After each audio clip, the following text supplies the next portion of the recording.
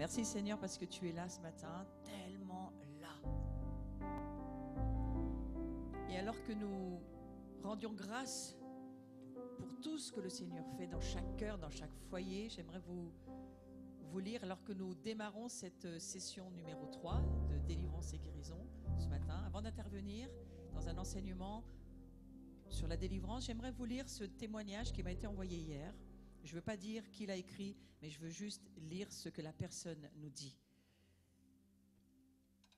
Je sentais une gêne persistante tout au long de l'enseignement, puis lorsque vint le moment de la prière, je me suis mise à pleurer comme un bébé. Vous savez que parfois, bien souvent, lorsque les pleurs arrivent, c'est le début de ce que moi j'appelle vraiment la délivrance. La délivrance dans beaucoup de vies, ça a été mon cas, commence par les larmes. Et cette personne a beaucoup pleuré. Hier, elle a aussi beaucoup pleuré dans la rencontre qui avait été faite avec Paris Tout est possible jeudi précédent avec Carlos. Et je rends aussi témoignage à Dieu pour cela, parce que je trouve très intéressant ce que cette personne écrit. Et elle dit: je me suis mise à pleurer comme un bébé sans pouvoir me contrôler, en remettant à la croix ce péché qui me hante tant depuis 50 ans, cette addiction à la gourmandise qui a détruit mon corps et qui est le temple du Saint-Esprit. Vous voyez, cette personne écrit ce qu'elle a commencé à vivre en écoutant le Seigneur lui parler. L'Esprit m'a ouvert les yeux sur mon enfance, où je volais l'argent à mes parents et mon grand frère pour aller acheter des bonbons en cachette. Ouais, c'était l'histoire de beaucoup de personnes. Et hier, quand le Seigneur a parlé d'esprit de vol, vous savez, ces esprits-là peuvent rester cachés dans votre vie pendant des années, mais à un moment donné, par grâce, le Seigneur nous dit: ça suffit maintenant, ça va s'arrêter. Et je vais te libérer de tes ennemis. Parfois, nos ennemis sont là depuis de nombreuses années. Alors, elle continue d'écrire: j'ai remis à la croix mes excès de table en demandant à l'Esprit de Dieu de prendre le contrôle de mon esprit sur mon âme, afin de ne plus être dirigé par ma chair. Waouh, mais quelle incroyable révélation cette personne a reçue, parce que vous savez, cela, ça demande une révélation. Ce n'est pas l'homme qui peut voir ces choses, mais c'est Dieu qui vous les montre. Et elle continue d'écrire: j'ai ressenti un apaisement après avoir déversé mes larmes pendant un quart d'heure. Je me suis vidée, ça fait du bien, je rends grâce à Dieu. Soyez bénis pour ces 3 jours. Que Dieu continue d'aider tous ceux qui ont besoin d'être délivrés. Waouh, moi je rends grâce à Dieu pour cela. Je ne peux pas lire tous les témoignages, mais ce témoignage-là, je peux vous dire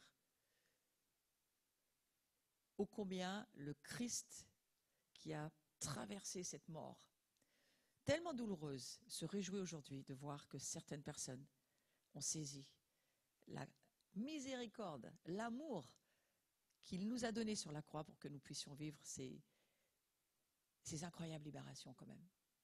L'ennemi vous tient pendant 50 ans dans une addiction.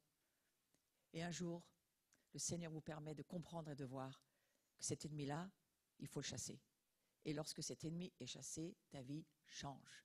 C'est une liberté parfois instantanée. Alors oui, il y a un combat après à tenir, mais c'est beaucoup plus facile lorsque l'ennemi est à l'extérieur qu'à l'intérieur. Donc je vais continuer sur ce sujet ce matin. C'est pour ça que je voulais donner ce témoignage. Il y a d'autres témoignages, bien sûr, qui ont été envoyés. Mais que Dieu puisse aider toute personne ce matin qui en a besoin. Alors que nous étions dans l'adoration, j'ai vu plusieurs choses. Lorsque le chauffard a été sonné, pendant que nous adorions Dieu, dans l'heure précédente, j'ai senti de pouvoir déclarer que tous ceux qui sont dans les hôpitaux encore et qui souffrent de manque de respiration puissent recevoir le souffle de Dieu dans leurs poumons instantanément. Seigneur, nous prions que chaque personne sur son lit d'hôpital, que l'ennemi voudrait emmener dans la mort, nous disons non au nom de Jésus. Nous ne voulons plus de mort dans cette histoire. Nous voulons voir des résurrections et des vies revenir. Et nous croyons, alors que tu souffles ton souffle dans les poumons de ceux qui sont en souffrance sur leur lit, en combat pour la vie, Seigneur, tu viens les aider au nom de Jésus. Quel Dieu merveilleux nous avons. Je vais aller ce matin continuer sur l'enseignement qui nous explique, la Bible est très claire sur le sujet, ô combien il faut tenir ferme et ô combien nos ennemis sont réellement des réalités invisibles, mais ce sont des réalités et qui cherchent des corps pour s'exprimer. Un démon n'a pas de corps, mais il est très mal dans les déserts. Mais lorsqu'il trouve un corps pour s'exprimer, et la Bible nous dit même que plutôt, faute d'humains, trouvons des animaux, mais trouvons quelqu'un pour pouvoir nous sentir bien. Ça, c'est le monde des ténèbres. Et ce monde des ténèbres-là, si nous le comprenons, nous allons pouvoir nous battre contre. C'est un monde invisible, cruel. Donc ce sont des ennemis spirituels, les esprits impurs, les esprits mauvais, les démons, appelons-les de cette manière-là. Et chaque chrétien a personnellement la responsabilité de les affronter dans un combat qui est spirituel et qui est le nôtre. Moi, je vous encourage à vous battre pour votre propre vie en exerçant l'autorité que Dieu vous donne par son sang, par son nom à la croix. Vous êtes né à nouveau, vous découvrez qui vous êtes, vous savez qui vous êtes. Alors maintenant, il faut aller pour lutter contre. On a vraiment une lutte à vivre dans notre vie. On a la lutte contre la chair. Alors la chair, ça se crucifie. Hein, et nous renonçons à pas mal de choses. La chair se crucifie, mais les démons ne se crucifient pas. Les démons se chassent au nom de Jésus-Christ. Et c'est bien à cela qu'il faut penser aujourd'hui et demander à l'Esprit Saint une révélation pour que nous puissions tous, qui que nous soyons, le pratiquer. La Bible est très claire. Ceux qui croient en mon nom, ils chasseront des démons. Quel est l'étalon? Quelle est la mesure dont on a besoin pour faire ce travail? Est-ce que c'est seulement les grands ministères, les personnes appelées? Non, c'est ceux qui croient. Donc si vous êtes un croyant, vous pouvez le faire. Si votre pouls fonctionne, vous êtes né à nouveau, vous pouvez le faire. Éphésiens chapitre 6, verset 10 nous dit ceci. Au reste, fortifiez-vous dans le Seigneur. C'est beaucoup de fois dans la Bible, Dieu nous dit fortifiez-vous. Pourquoi? Mais parce qu'on en a besoin. Et comment est-ce qu'on se fortifie? On prend de la force lorsque nous passons du temps dans la présence de Dieu, comme on vient de le faire pendant 1 heure. Dieu vient, c'est pas qu'il n'était pas là, mais il vient davantage parce que nous nous concentrons sur lui, nous l'accueillons. Dieu siège au milieu des louanges de son peuple, au milieu de l'adoration. Il vient, il s'assoit, il passe, il demeure avec nous. Alors que ça ne soit pas seulement une invitation, une visitation, mais qu'il puisse trouver un foyer pour demeurer dans chaque maison où il nous a bien fait comprendre qu'il souhaitait pouvoir venir. Pas seulement dans les lieux de culte, mais dans nos maisons particulières. C'était quand même ça la Pâque cette année. Chacun dans sa maison, vous confinez et vous comprenez ce que signifie cette fête incroyable où le sang de Christ nous garde. Il est notre protection. Donc fortifiez-vous dans le Seigneur. Comment nous nous fortifions? En parlant en langue. Parlons en langue le plus que nous pouvons. Le parler en langue édifie notre esprit, notre être spirituel et il nous donne de la force.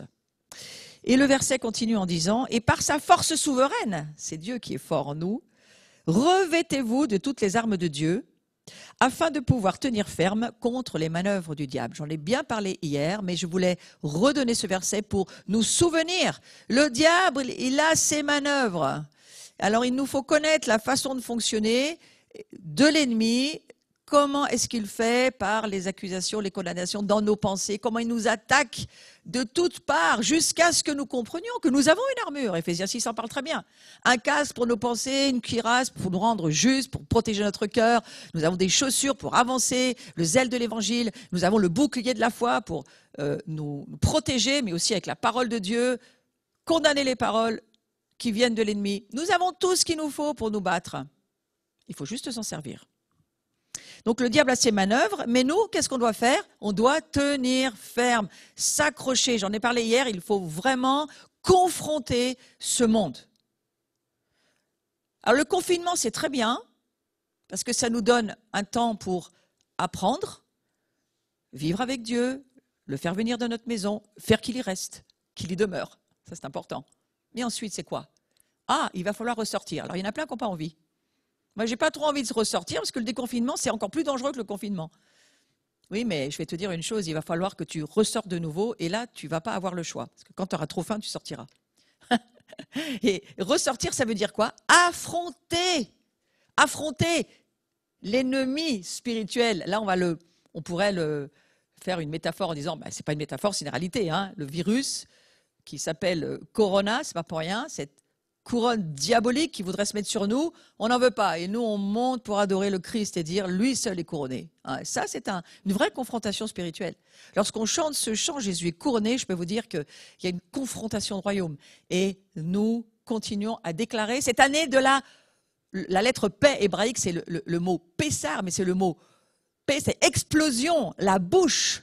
Paix en hébreu, ça veut dire la bouche. La bouche parle. Et ça a commencé à Pâques où Dieu nous a dit, parlez cette année, 5780 juives, parlez, parce que c'est maintenant que vos déclarations vont véritablement changer les choses. Alors nos ennemis sont spirituels et nous n'avons pas à lutter, alors je veux reprendre ce terme, à lutter contre la chair et le sang, mais contre les principautés, contre les pouvoirs, contre les dominateurs des ténèbres d'ici-bas, contre les esprits du mal dans les lieux célestes. Si vous vous sentiez tranquillement dans le confinement sans souci, je vais vous dire une chose, vous allez voir les choses arriver quand vous allez sortir. C'est-à-dire que Dieu nous a permis de nous donner du temps pour, finalement, on prend ce temps qui est là, pour nous renforcer, pour prendre de la force de Dieu, mais c'est pour ensuite en faire quelque chose. Et lorsque, Carlos en parla cet après-midi, mais aller pour prier pour les malades ou délivrer les captifs, ça demande un combat spirituel. Ça demande d'aller pour Dieu et de le servir, d'être un serviteur, de se décentrer de soi pour se dire maintenant nous servons les affaires du royaume, nous servons Dieu. Donc cette lutte, elle n'est pas contre les hommes, elle n'est pas contre la chair et le sang, ce n'est pas une lutte humaine, c'est une lutte spirituelle et on va le voir ce matin. Nous luttons donc contre les principautés, les pouvoirs, on va en reparler, contre, vous voyez ce mot contre qu'on retrouve tout le long de ce verset, contre les dominateurs des ténèbres d'ici-bas, ils ne sont pas en haut, ils sont là, ici-bas, ils sont dans l'air, le prince de l'air. Qu'est-ce que ça nous parle avec cette histoire de virus où on vous dit, oui mais alors attention, il faut se protéger parce qu'il est dans l'air. Oui, d'une certaine manière, il n'est peut-être pas que dans les postillons non plus, et contre les esprits du mal dans les lieux célestes. Donc je vais aller sur le fait que nous ne combattons pas contre la chair. Nous avons un combat pour nous-mêmes contre la chair, c'est-à-dire notre chair, j'en parlais hier, ne doit pas diriger notre vie.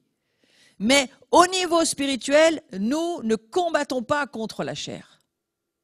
Nous, notre chair, nous devons lui apprendre à renoncer et à obéir. Ça, c'est le combat de la chair. Renonce, écoute Dieu, laisse Dieu tenir l'alliance pour toi et obéis à ce qu'il te demande de faire. Tu as le Saint-Esprit pour y arriver. Ça c'est le combat de la chair.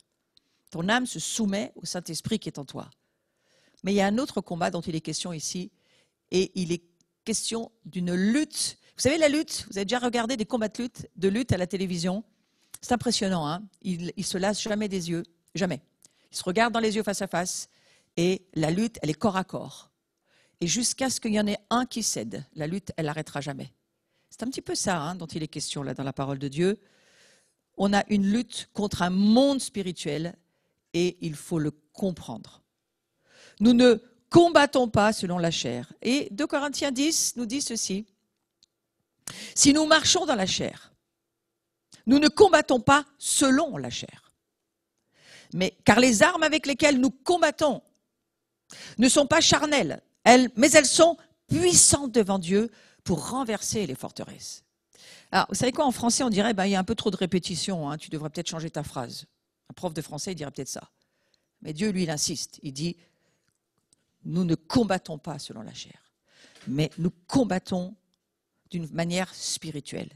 Et nous ne combattons pas d'une manière qui serait charnellement le système employé. Pas du tout. Regardez ce matin, nous sonnons du chauffard. Le chauffard, pour moi, est une arme de guerre. C'est une arme de convocation. C'est le souffle de Dieu, nous dit l'Écriture. C'est Dieu parle au travers du chauffard. Et il souffle sa vie. Et si Dieu nous dit à un moment donné, souffle-le, il se passe des choses. Ça, c'est une arme puissante. La bannière est une arme puissante. Nous levons une bannière pour Dieu et simplement parce que Dieu nous le dit, à un moment donné, il est notre bannière. Sa bannière sur nous, c'est Christ, c'est l'amour. Et parfois, simplement, une arme de ce genre, un acte spirituel de ce genre, va amener une présence puissante de Dieu dans ce que nous avons à vivre. Donc notre combat contre Satan et son armée utilise, je le redis, cette image de la lutte, souvenez-vous-en, un combat corps à corps, une empoignade personnelle avec les puissances des ténèbres. Et moi, pour l'avoir pratiqué dans ma propre vie, je peux vous dire que c'est une lutte. Il faut vraiment se battre pour que certaines choses nous quittent. Pas seulement crucifier sa chair, je le redis, mais se battre pour que ces démons sortent et qu'ils restent dehors. Mais c'est assez facile de laisser un démon qui est hors de votre corps, loin de vous. Pensez à ça. Comment tenir un démon loin de vous s'il habite chez vous? Ça sera juste compliqué, pour ne pas dire impossible. Il va falloir que ce squatteur qui vit en vous soit mis hors de chez vous. Et je prends souvent cet exemple de... Vous savez, aujourd'hui, on a créé des poubelles à roulettes. C'est bien pratique, on n'a plus besoin de trop les porter, en tous les cas, ceux qui vivent en ville. Moi, je suis à la campagne, mais j'ai aussi une poubelle à roulettes. Et je me suis souvent dit, si on ne vidait pas nos poubelles chaque jour, comment serait notre maison? C'est une image du monde spirituel. Si nous ne laissons pas le Seigneur nous purifier, nous montrer ce qui doit changer dans notre vie, si nous ne vidons pas notre frigo et le nettoyons régulièrement, laissez un plat dans votre frigo pendant 3 mois, on en reparlera. Et quand vous allez ouvrir la porte, vous allez voir. Et dans notre vie, c'est la même chose. Il faut comprendre que le nettoyage, ce n'est pas Jésus qui vient le faire, il l'a déjà fait à la croix. Ensuite, il va nous donner son autorité pour que nous-mêmes, nous puissions avoir autorité sur nos propres ennemis. Ceux qui vivent dans notre vie, et puis ceux qui vivent autour de nous, parce qu'il y a aussi des ennemis autour de nous à l'extérieur. Et toute l'histoire du peuple hébreu nous raconte cela. Ô combien, si un pêche, tout le monde pêche, si quelque part un péché n'est pas dévoilé, et ce n'est pas que la personne qui a péché qui a un souci, c'est aussi toute la famille. Et il y a toutes ces malédictions familiales, ancestrales. Et Jésus nous dit, mais tu as tout ce qu'il faut pour les briser, pour te battre, exercer mon autorité en toi, de façon à ce que ta vie soit libre. Notre responsabilité, je le redis, c'est de grandir, et pour grandir, il faut être libre. On ne peut pas grandir si nous ne chassons pas ces ennemis qui vivent chez nous. Et il y a ce passage qui me revient dans le livre des Juges, où Jésus dira à Josué, « Josué, vous avez laissé des ennemis dans le camp, mais ils y sont. Alors maintenant, ces ennemis-là, ils vont servir à quelque chose. Ce n'est pas Dieu qui les y a mis. Vous les avez laissés vivre chez vous, mais maintenant, vous allez apprendre quelque chose, à faire la guerre. » Et c'est ce que dira l'Esprit de Dieu à Josué. Il lui dira, « Josué, il faut apprendre à faire la guerre. » Moi, je fais partie de la génération bénie qui n'a jamais vraiment vécu de vraie guerre dans le monde naturel. Et merci Seigneur, je n'y tiens pas du tout. Mais nous avons besoin d'apprendre la guerre spirituelle. Et cette guerre spirituelle, c'est pour la vie que nous la menons. Nous la menons pour nous, mais à un moment donné, on la mène pour les autres et pour aider les autres. La plupart d'entre nous, nous préférerions parfois, dans la guerre qui est autour de nous, utiliser un énorme canon pour pulvériser ses ennemis à distance, et puis on se dit, allez, c'est fini, on envoie des bombes, bam, c'est fini. Ben, ce n'est pas tout à fait comme ça, parce que si c'est chez vous, envoyez pas la bombe chez vous. Soyez prudents. Faites attention à la façon dont vous vous battez. Ce n'est pas vraiment le but de détruire votre vie. Le but, c'est de libérer votre vie pour devenir un serviteur de Dieu, amoureux du Christ, qui lui permet que vous puissiez être libre. Donc la lutte, ça suggère une stratégie du harcèlement, et c'est bien de cela dont il s'agit. Mais vous savez, le monde parle de choses spirituelles. Quand on vous dit qu'il y a tellement, à un moment donné, a été levé le voile sur le harcèlement. C'était plutôt sexuel, on en a beaucoup entendu parler, mais aujourd'hui, je vais vous dire qu'il y a un harcèlement de tout genre et que son nom derrière, c'est signé. Cette stratégie du harcèlement vient de l'ennemi. La tactique du diable consiste à nous harceler, à nous oppresser. Il nous harcèle dans nos pensées, dans nos émotions, dans notre volonté, dans notre corps. Et là, je viens de vous donner la définition de ce qu'est une âme du niveau biblique. L'âme, c'est la vie, V, volonté, I, intelligence, E, émotion. Souvenez-vous de ça. L'âme, c'est la vie. Et votre vie, c'est toute votre volonté, toutes vos pensées, votre entendement, votre intelligence et toutes vos émotions qui forgent votre personnalité. Et c'est là où Satan va attaquer. Il va attaquer aussi votre corps, bien sûr, s'il le peut, il le fera. Lorsque l'on ne connaît pas les ruses de Satan, il arrive que l'on cherche le repos dans des substitutifs. somnifères, antidépresseurs, tranquillisants en tout genre. Parfois, on fait des voyages pour essayer de se changer les idées. Là, aujourd'hui, on ne peut plus. Hein. Mais voilà, le divan d'un psy. Enfin, on cherche tout pour trouver de l'aide. Et c'est bien normal. Quand on souffre, on cherche de l'aide. Mais à un moment donné, il faut se dire, lorsque l'homme ne peut plus aider, Dieu peut tout ce que l'homme ne peut pas faire. Là, c'est vraiment le Dieu de l'impossible. J'aime bien cette expression. Paris, tout est possible. Moi, j'ai envie de dire, les nations, tout est possible, c'est Dieu. Hein. C'est Dieu qui peut faire tout ce que nous ne pouvons pas faire. La solution de Dieu pour vaincre ces attaques démoniaques, c'est le combat spirituel. J'aime à dire qu'il s'appelle l'Éternel des armées. Et je rajoute toujours, il ne s'appelle pas l'Éternel des vacances. Ça va me poursuivre. Il s'appelle l'Éternel des armées célestes, mais aussi terrestres. C'est un Dieu qui combat pour nous. Il juge, dit l'Apocalypse, le livre de l'Apocalypse est très clair sur le sujet. Il dit, Jésus juge et combat. Il ne combat pas sans d'abord avoir donné ses jugements. Et vous savez que Dieu est équitable. Le mot équité, merveilleux, magnifique, c'est un Dieu qui a la mesure parfaite pour la justice. Waouh, comme c'est formidable. Et vous savez quoi, sa justice, c'est quoi? Si nous venons à Jésus, tous nos péchés sont pardonnés. Nous sommes justifiés sur cette base-là, de croire que Jésus, lui, a payé pour nous. Il a fait pour nous cet échange de nature, cet échange de nature, d'essence de vie. Et nous prenons sa nature et nous lui donnons celle que nous étions, ténèbres, pour devenir lumière. Oh, quel incroyable cadeau de Dieu. Ça, c'est vraiment un père qui aime sa famille. Quand la famille est complètement perdue, il vient et change tout. Réinitialisation, on devient une nouvelle création et tout repart. Il faut repartir. Comment? Oui, comme les Hébreux dans le désert. Bon, voilà, ils ont compris qu'il y avait quelque chose, ils avaient passé la mer Rouge, mais ensuite, il a fallu beaucoup d'années pour que l'Égypte sorte de leur tête. C'est pas seulement que tu sors d'un territoire, il faut que la mentalité suive. Alors aujourd'hui, nous devons recevoir la réorientation de nos pensées. Romains 12 qui nous dit « change tes pensées ».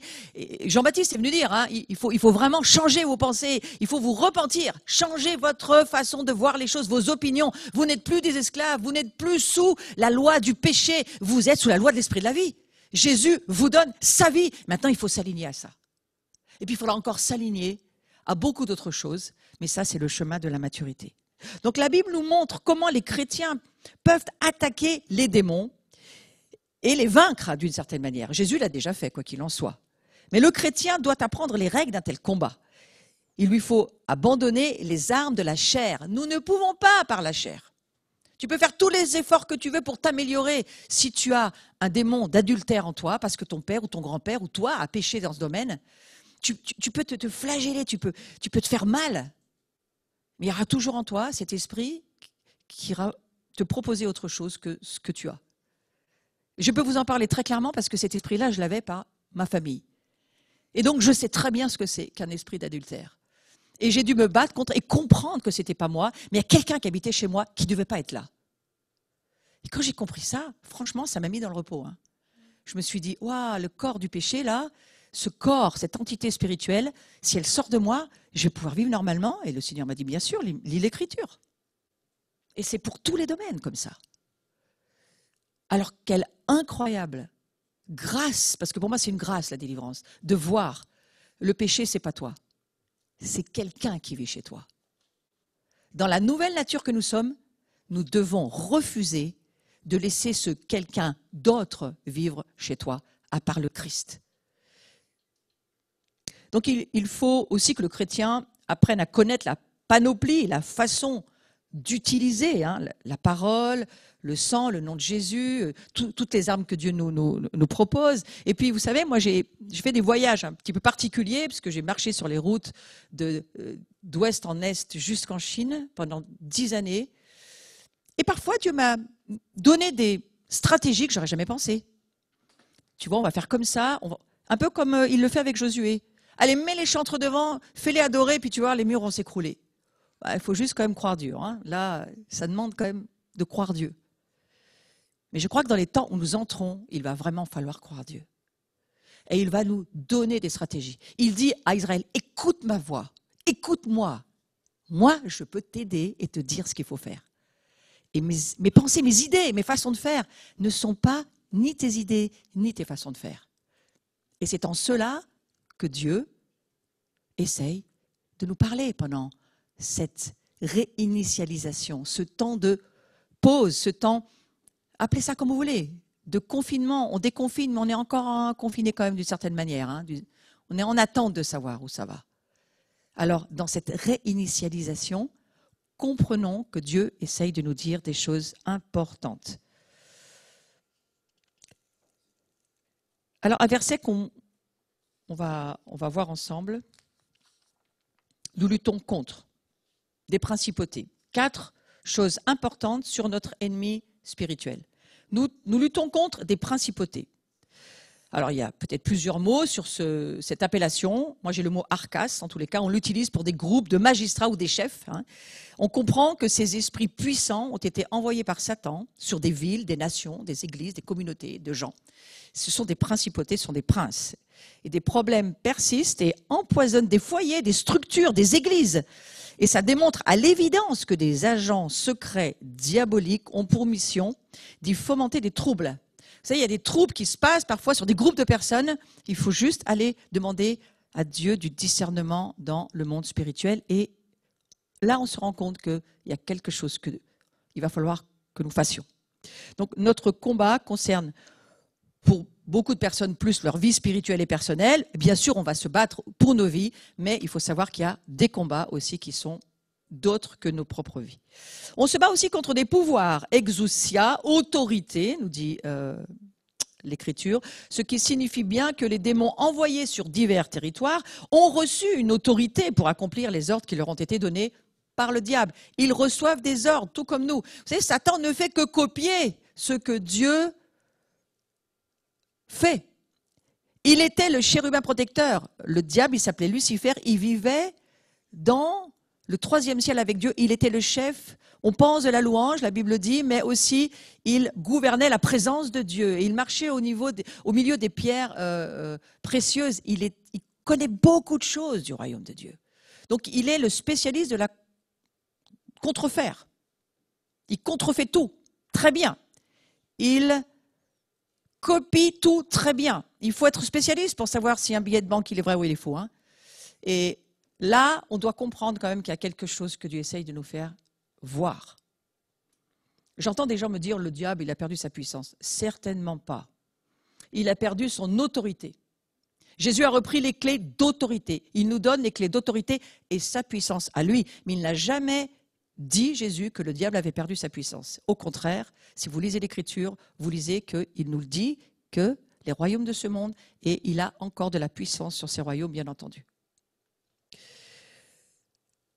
Nous sommes revêtus de l'autorité du nom de Jésus. On n'a rien de plus grand que ça. Le grand souverain sacrificateur. Tout à l'heure, lorsque dans l'adoration nous parlions de transfert, je voyais que le grand Kohen Gadol, le grand sacrificateur, Jésus-Christ, Yeshua HaMashiach, c'est lui qui passe la tête en premier, qui amène une nouvelle création. Il est la tête, il est le chef de l'Église, il est le roi d'Israël. Il amène avec lui, il ramène tout son royaume avec lui. Il est la tête, nous sommes le corps. Si la tête passe, le corps passe. Qui sommes-nous? Le corps du grand Kohen Gadol.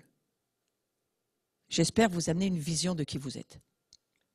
Donc voici les signes qui accompagneront ceux qui auront cru. En mon nom, ils chasseront les démons.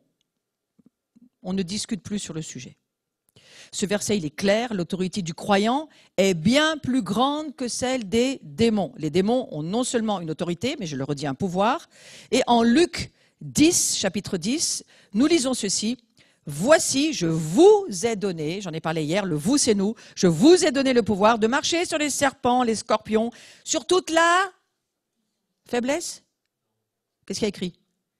Ah, tiens, je croyais qu'il n'était pas puissant l'ennemi. C'est écrit dans l'Écriture. La puissance de l'ennemi. Nous devons nous dire que, si vous avez lu le chapitre 12 de l'Apocalypse, Satan est descendu sur la terre. Alors on appelle l'Esprit Saint. Amen. Hein. Mais la Bible nous dit, elle nous prévient. Satan est descendu sur la terre avec une grande colère contre les saints qui se permettent encore de dire que Dieu est Dieu. Faites-moi un sourire. Donc, on a on va dire, la réponse de Dieu extraordinaire. Oui, ben oui, l'ennemi a de la puissance, mais regardez le verset suivant. Mais vous recevrez une puissance, pas seulement exousia, mais aussi dynamis, une puissance de Dieu. Et vous savez, qui est plus puissant que Dieu? Une puissance de Dieu, celle du Saint-Esprit survenant sur vous. On arrive bientôt à la Pentecôte. Et le Seigneur essaye de nous dire, regarde les combats qui montent, mais ne regarde pas les combats, considère-les pour ce qu'ils sont. Mais sache que moi, je vais te revêtir et encore te revêtir. Et il faut continuellement être rempli de l'Esprit. Ça, c'est Éphésiens 5 qui nous le dit. Soyez continuellement remplis de l'Esprit. Parce que cette lutte dans laquelle nous entrons, Dieu est Dieu. Et qu'il nous revêt d'une puissance, une puissance de pardon, une puissance d'amour, une puissance de miséricorde, une puissance de compassion, une puissance parfois d'abnégation, pour que l'amour règne sur la terre. On n'est pas en train de partir à la conquête de je ne sais quoi, on est juste en train de dire, regardons le Christ, sa compassion, son amour, sa consécration. Il dit dans Jean 17, je me consacre à eux pour qu'eux aussi ils se consacrent. Parce qu'en nous consacrant à Jésus, c'est là. Où est-ce que Jésus a gagné, au fond? Il a gagné quand il est mort. Nous gagnons quand nous renonçons à notre chair, lorsque nous mourons à nous-mêmes, mais que nous ressuscitons avec Christ en voyant qui nous sommes. Des fils et des filles, d'une autre émergence, d'une autre création. Et que ce royaume-là est un royaume de la compassion, de l'amour, de la paix. Et lorsque nous adorons Dieu, j'ai tellement aimé ce chant tout à l'heure, l'atmosphère change quand Jésus est là. Moi, je suis pasteur d'une communauté, et il y a eu des moments, et il y en aura encore, où lorsque la présence de Dieu est très forte, on est un, on est ensemble, il y a quelque chose qui se passe, et tout à coup, même nos corps, nos âmes, il y a une substance qui fait qu'on sait qu'il y a un autre royaume qui nous a rejoints. Un royaume où il n'y a plus de pression, il n'y a plus de tension, il n'y a plus d'oppression, il n'y a plus de dépression, il n'y a plus de peur, il n'y a plus de crainte, une paix incroyable. Ça, c'est la présence de Dieu. Donc, nous recevons cette puissance et le pouvoir du Saint-Esprit descend sur Jésus et sur nous. Lorsque Jésus s'est fait baptiser, mais voyez que c'est votre baptême aussi, et elle descend sur nous et c'est juste formidable. Il y a une grande différence, je rappelle juste cela, entre le fait d'être rempli et d'être baptisé. Être rempli, oui. Le baptême, c'est une immersion totale dans le Saint-Esprit. Oui, on remplit un verre ou une bouteille d'eau, mais on l'immerge quand on le jette dans la mer. Alors laissez-vous, pendant cette Pentecôte qui arrive, pas seulement être rempli, frères et sœurs, je crois qu'il faut être immergé. Il faut revivre cette Pentecôte en laissant, mais vraiment l'Esprit nous jeter dans sa présence totale. Et c'est comme cela que nous allons pouvoir laisser Dieu nous prendre en nous abandonnant à lui. Nous devons lutter contre les princes et ténèbres de ce monde, prince de ce monde, cosmocratoras, j'ai pris mon temps pour y arriver, ou prince de ce temps, le cosmos. Donc c'est pas le prince de ton petit Kairos là, machin, non, c'est le prince du cosmos. Il faut quand même comprendre cette expression, cette façon de désigner l'ennemi, ça permet d'insister sur quoi? J'en parlerai demain après-midi, ça va être une partie de mon sujet. Il veut tout contrôler. Et s'il peut t'utiliser pour contrôler les choses, il va le faire. Que Dieu nous aide à ne pas fréquenter ce genre de contrôle. Donc 2 Corinthiens 4:4, alors c'est notre 4:4, mais il faut bien le comprendre celui-là. Satan est le dieu de ce monde. Waouh, c'est écrit. Et lors de la chute, à cause du péché, il s'empare de la direction du monde. Jésus n'a jamais nié les prétentions du diable au moment des tentations dans le désert. Le diable le transporta encore sur une montagne très élevée, lui montra tous les royaumes du monde et leur gloire. Je te donnerai tout cela si tu te prosternes et m'adores. Et là, on a la clé. Satan veut l'adoration. Si Satan veut l'adoration, c'est qu'il y a quelque chose dans l'adoration. Il ne veut pas l'adoration pour rien. Il veut l'adoration parce que s'il a les adorateurs pour lui, il a la puissance pour lui. Il a quelque chose qui n'est réservé qu'à Dieu. C'est pour ça qu'il a été jeté d'ailleurs du 3e ciel. Parce qu'il voulait l'adoration. Il a fini par vouloir ce que Dieu, lui seul, devait avoir l'adoration. Donc il y a un principe important Il nous faut absolument voir Satan, et ça, vraiment, je prie pour que ce matin, ça soit le cas pour chacun d'entre nous, et que nous puissions le voir, même dans ce temps de pandémie. Il faut voir Satan comme un ennemi battu. On a beaucoup de paroles qui créent un univers de ténèbres. Combien de temps ça va durer et comment et ça va revenir, il faut faire attention. Non, ça ne va pas revenir, ça va mourir. Il faut continuer à se dire qu'à chaque combat, il faut voir que Jésus l'a gagné. Satan est dépouillé de son pouvoir et de son royaume. Il faut le voir, il est dépouillé, c'est fini. Si vous lisez le livre des Colossiens, il a été traîné en spectacle publiquement par Christ. Et un peu comme, vous savez, les empereurs romains, quand ils avaient, je suis désolée pour la comparaison, mais c'est quand même Paul qui l'apprend, il a comme un empereur romain qui a son char et qui traîne derrière ses ennemis. Et c'est ça que Jésus a fait d'une certaine manière. Il a dépouillé le diable. Il est dépouillé. Le monde des démons est dépouillé. On doit absolument demander à l'Esprit Saint de nous le révéler. Nous devons traiter le diable comme un intrus, un squatter. Il n'a rien à faire dans ta vie. Il n'a rien à faire chez toi. Il n'a rien à faire autour de toi. Jésus a dit, il n'a rien en moi. Il est vital de comprendre que les démons n'ont aucun droit sur les chrétiens. Satan a perdu son autorité. Ils n'ont aucun droit. Ne dites pas que Satan a des droits. Il n'a que le droit que vous lui laissez prendre. Mais c'est à vous de voir qu'il faut lui enlever ses droits. En vous repentant de vos péchés, en vous repentant des péchés familiales, en vous repentant de tout ce qui ne fonctionne pas, de tout ce que le Saint-Esprit vous montre. Laissez l'Esprit Saint vous convaincre de péché, de justice et de jugement. C'est l'Esprit qui convainc. L'Esprit ne condamne pas. L'Esprit n'accuse pas, contrairement au diable. Si vous êtes condamné, accusé, c'est Satan. Vous devez vous laisser être convaincu. Et en cela, vous sentez l'amour de Dieu qui vous dit « Allez, je m'occupe de toi. Ça, on va s'en occuper ensemble. J'ai déjà gagné ce combat-là. Maintenant, il faut que tu apprennes cette guerre à la faire avec moi. » Il se peut que les démons entrent dans nos vies, mais quand nous sommes prêts à prendre l'initiative de leur notifier leur départ, ils doivent s'en aller. C'est la manifestation du royaume de Dieu. J'étais tellement reconnaissant lorsque Dieu m'a fait voir cela, que la délivrance est la manifestation du royaume de Dieu.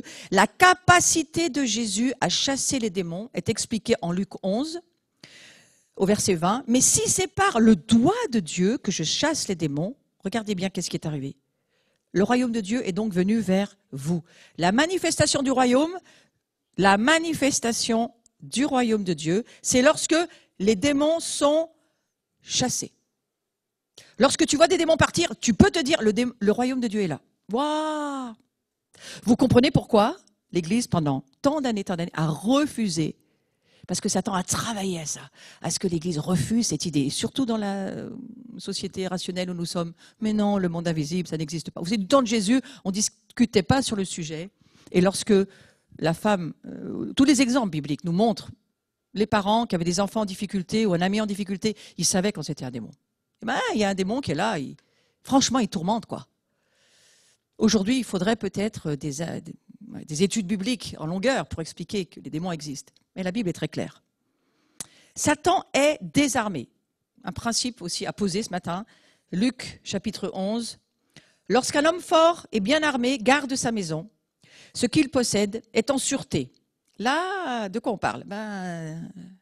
Lorsqu'il y a un homme fort sur ta vie, on va dire un démon, on va dire sur un certain domaine, il s'est arrangé pour mettre ses forteresses, pour s'enfermer.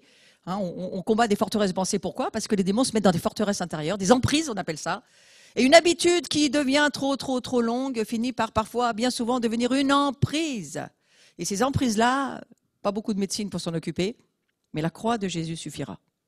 Et lorsqu'un homme fort et bien armé garde sa maison, ce qu'il possède est en sûreté. Voilà. Mais si un plus fort que lui survient et le dompte, mais ça c'est mon Jésus qui arrive, il lui enlève toutes les armes. Il lui enlève toute sa puissance, ça veut dire. Quand on parle de ses armes, c'est la puissance qu'il avait, dans lesquelles il se confiait et il distribue ses dépouilles. Lisez Colossiens 2,15. C'est un des passages que j'ai lu pendant tellement de fois.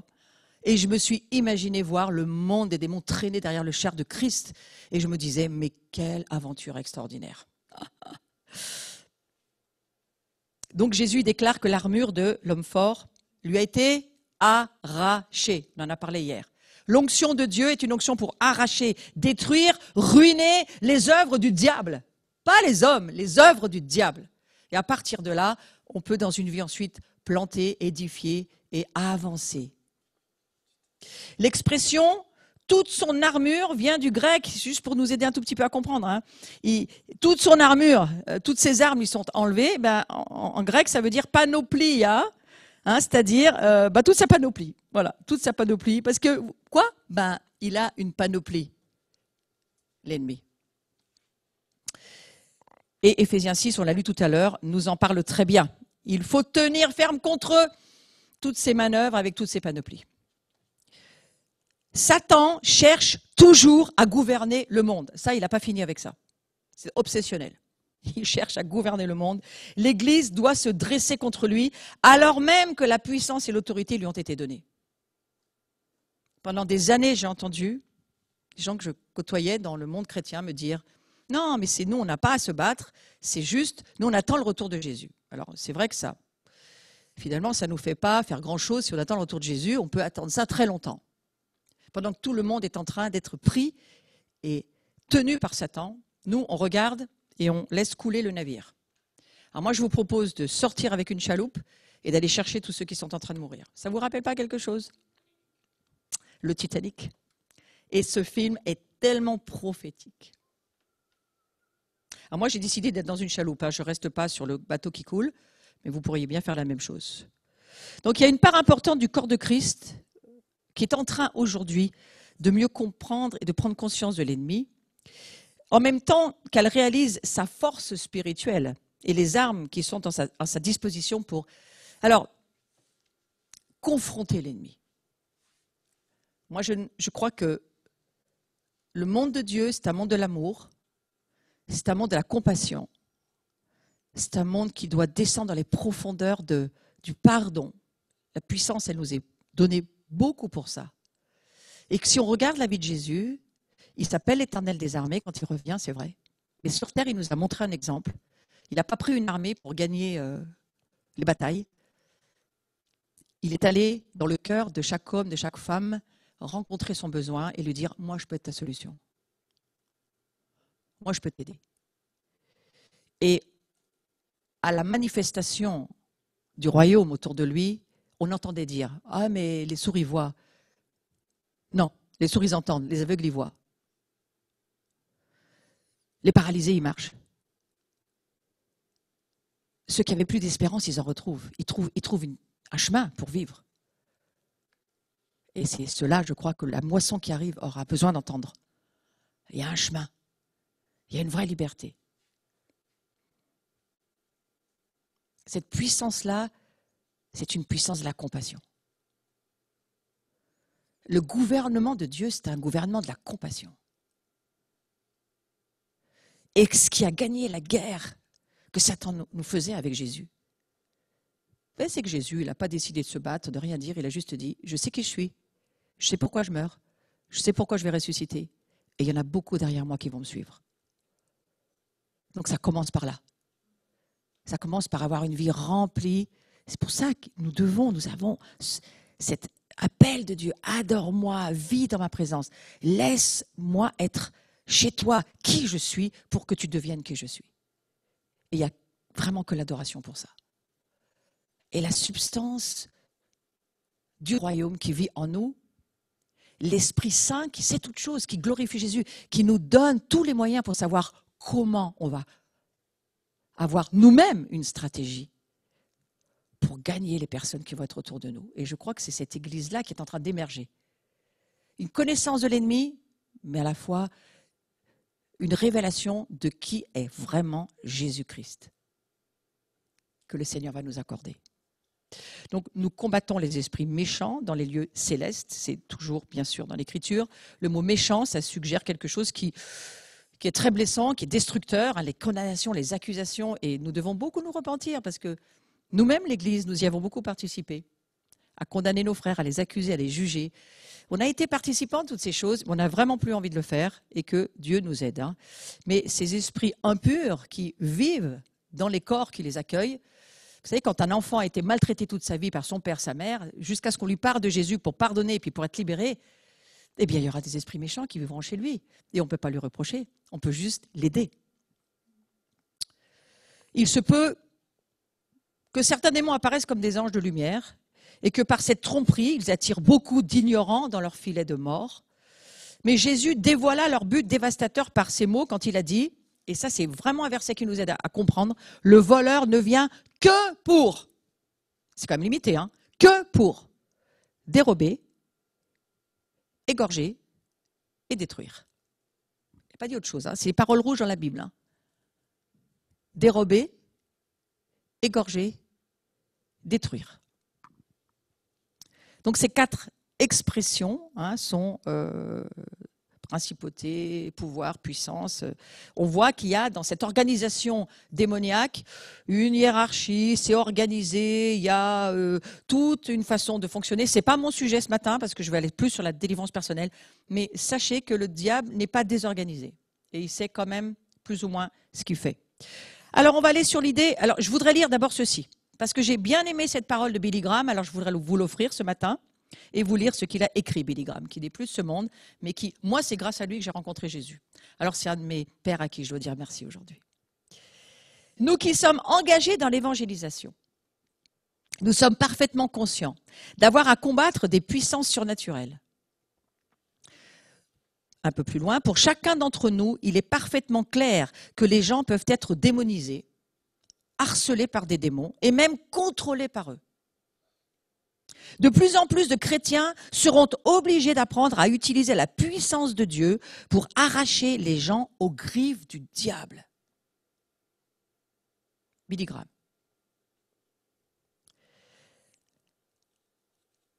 Alors je crois que Dieu lève une famille remplie de la présence de Dieu, c'est-à-dire une armée, mais famille remplie de la présence de Dieu. Si c'est la définition que vous mettez de l'armée, en tous les cas, c'est devenu la mienne. Alors ça va le faire.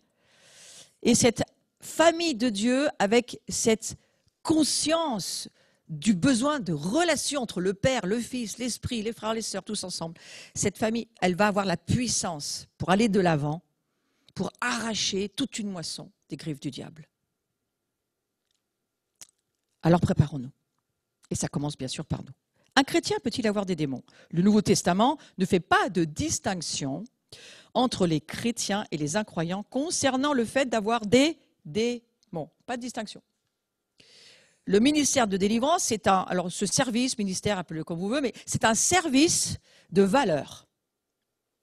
Et c'est triste aujourd'hui d'entendre une église qui dit « on n'en veut pas ».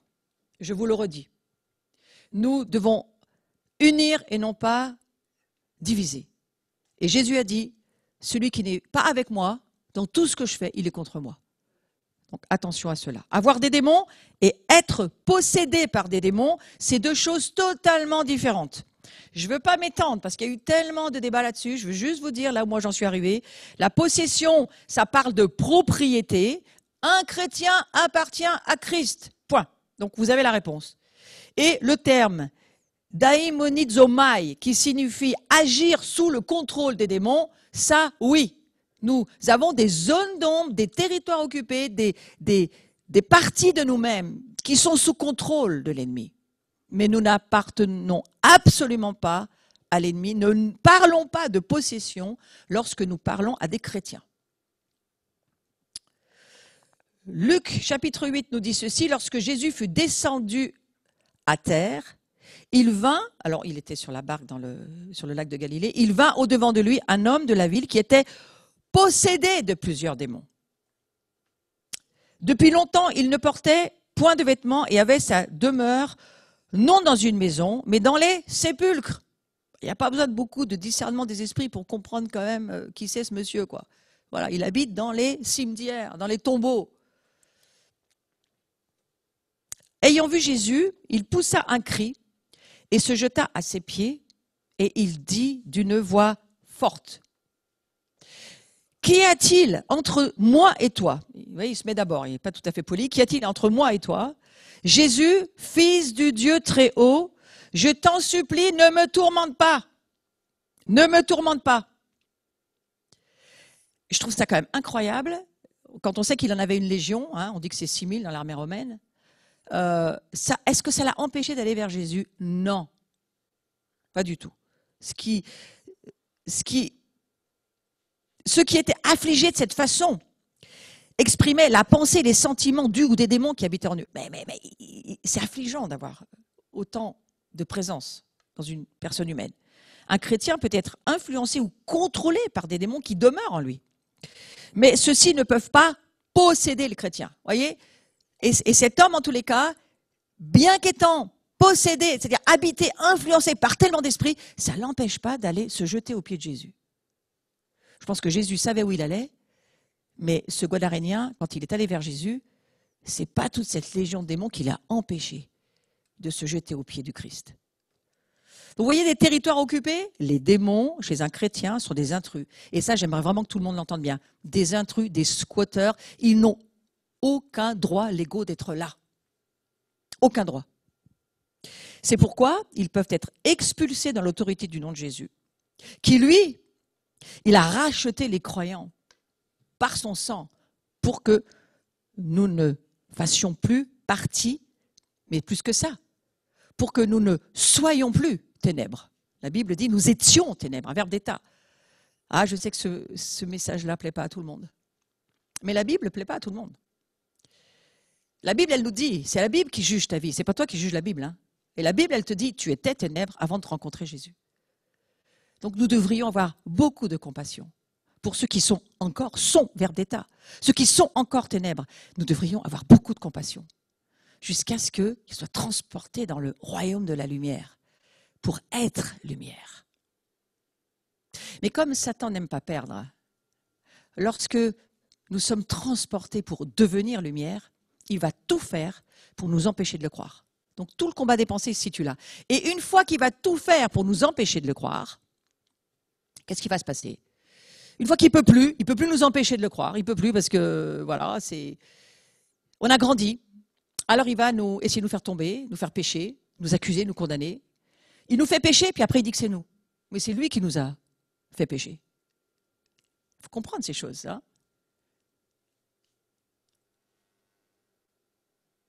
Comprenez que Satan vous veut, il veut vous reprendre, et si vous êtes de l'autre côté, la guerre n'est pas finie, la lutte n'est pas finie. Ce qui nous fait tenir dans ce voyage que nous faisons sur la terre, nous apprenons la guerre, nous apprenons l'amour, nous apprenons le combat spirituel, nous apprenons à nous battre, mais nous apprenons surtout à aimer le Christ. Nous ne pouvons tenir, surtout dans les jours qui sont les nôtres, nous ne pouvons tenir, je crois, que si nous sommes remplis de lui. Et c'est par protection que le Seigneur lève en nous ces pensées de dire « Adorez-moi, faites que je demeure dans vos maisons, mettez-moi au milieu de vos vies, venez me voir, consultez-moi, vivez avec moi. » Parce que là où est Dieu est l'amour. Donc, bien sûr que nous devons absolument saisir que ce sont ces démons dans nos vies, des occupations de nos territoires. Nous sommes une terre sainte et nous sommes occupés par des squatteurs qui n'ont rien à faire là. 1 Pierre, chapitre 1, nous dit ceci. Vous savez en effet que ce n'est point par des choses périssables, argent ou or, que vous avez été rachetés de la vaine manière de vivre. Si vous pensiez que votre vie avait quelques... non, vanité des vanités, tout est vanité. Et cette vie de ce monde-là, et je crois que c'est quelque chose que Dieu essaye de dire aussi, attention à la Pâque, il faut sortir de ce monde qui est ce qu'il est aujourd'hui en termes de gouvernance, en termes de ce qui se passe dans ce monde, avec Satan qui tient les royaumes de ce monde. On doit en avoir la conscience et y faire très attention. Parce que la Bible nous dit que c'est une vaine manière de vivre que de vivre par notre chair ou par notre âme avec tous ces désirs corrompus. Héritez de vos pères. Vous voyez, c'est un héritage. Il y a un héritage qui doit être laissé.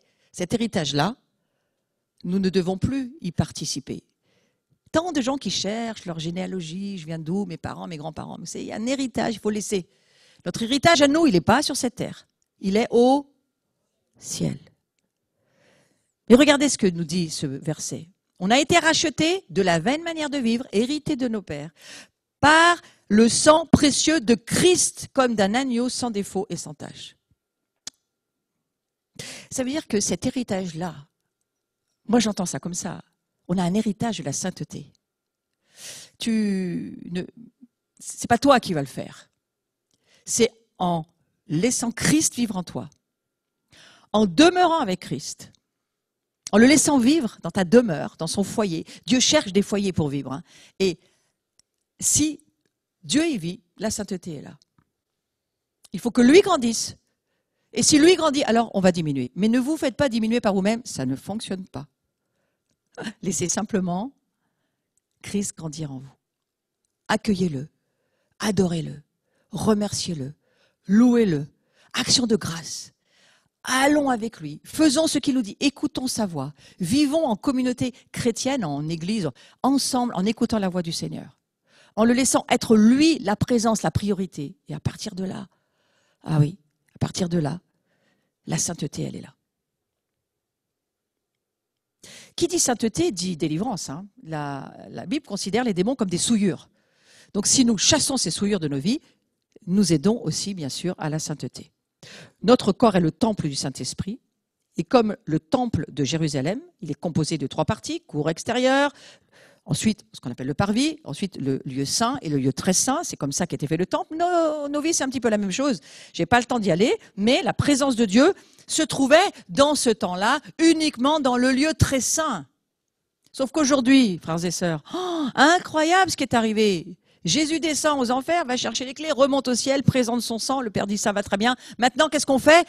Eh bien, on va envoyer l'Esprit Saint à tous ceux qui le voudront.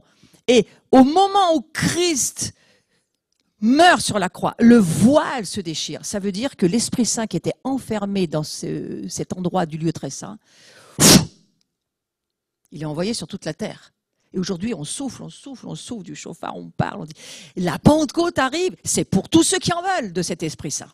Il suffit juste de le croire, de croire que Jésus meurt pour qu'on soit rempli du Saint-Esprit, immergé dans l'Esprit, qu'on vive cette nouvelle création par l'Esprit Saint. Le gouvernement du royaume de Dieu, c'est le Saint-Esprit. Il n'y a pas d'autre gouvernement que celui-là.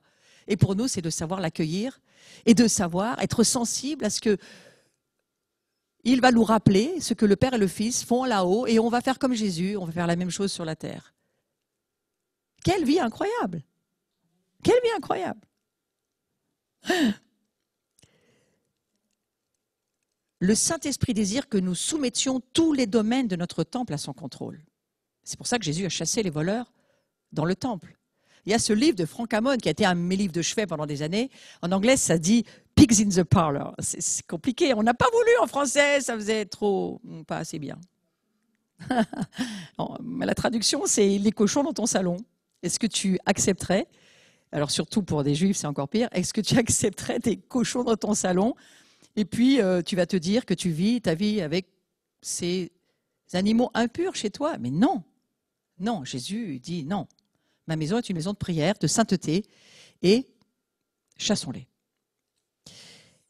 Donc Jésus a trouvé de la souillure, je suis en train d'en parler dans le temple de Jérusalem, et Jésus entre dans le temple. Alors je vous donne le verset biblique pour que vous voyez que c'est bien vrai, c'est écrit. Il chassa tous ceux qui vendaient et qui achetaient dans le temple. Il renversa les tables des changeurs et les sièges des vendeurs de pigeons. Vous voyez, c'est un travail que Jésus a dû faire pour rappeler que cette maison-là, c'est pas là où on fait ce genre de choses. Donc c'est une parfaite analogie pour comprendre la délivrance. Et je vais aller un petit moment sur l'importance de la sainteté pour que le Saint-Esprit habite en nous avec plénitude. Nous devons nettoyer notre maison. C'est cela dont il est question. Il y a un chemin de la sainteté. Alors quand on relit le Premier Testament, on se rend compte vraiment que du parvis au lieu saint, au lieu très saint, il y avait tout un chemin à faire. Et ce n'est pas tout le monde qui pouvait y aller. Et puis dans le lieu très saint, il n'y avait que le grand prêtre qui, lui, une fois par an, et encore, il ne savait pas s'il allait ressortir de cet endroit. Toute une histoire à comprendre. Pour se rendre compte quand même d'une chose, c'est que la sainteté de Dieu, la présence de Dieu, il y a besoin de la considérer de nouveau dans la société dans laquelle nous vivons. Mais que lui, il s'est ouvert, il a déchiré son cœur pour le monde aujourd'hui. Et il s'offre au monde en offrant son Fils. Il offre Christ au monde. Mais je voudrais parler de 2-3 petites choses sur, par exemple, les pactes directs ou indirects faits avec l'ennemi. Il y a beaucoup de pactes qui ont été faits dans nos vies passées, nos pères, nos mères, peut-être nous, dans nos propres vies. Quand on parle de sainteté, alors ces pactes-là, ils doivent être détruits. Et je parle à ceux qui écoutaient ce matin. Il y a des pactes qui ont été faits dans le passé. Asseyez-vous tranquillement, faites plus rien et écoutez ce que je suis en train de vous dire. Et considérez que peut-être l'Esprit Saint va vous ramener un souvenir en mémoire. Il faudra vraiment y prendre attention.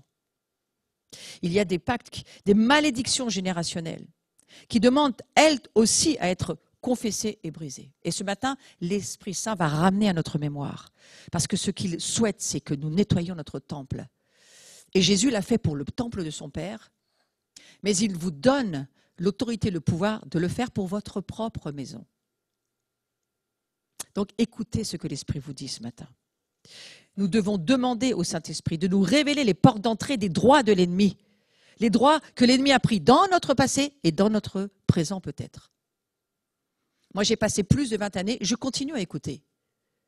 À nettoyer ma vie, mon temple, pas seulement moi, mais avec mon époux.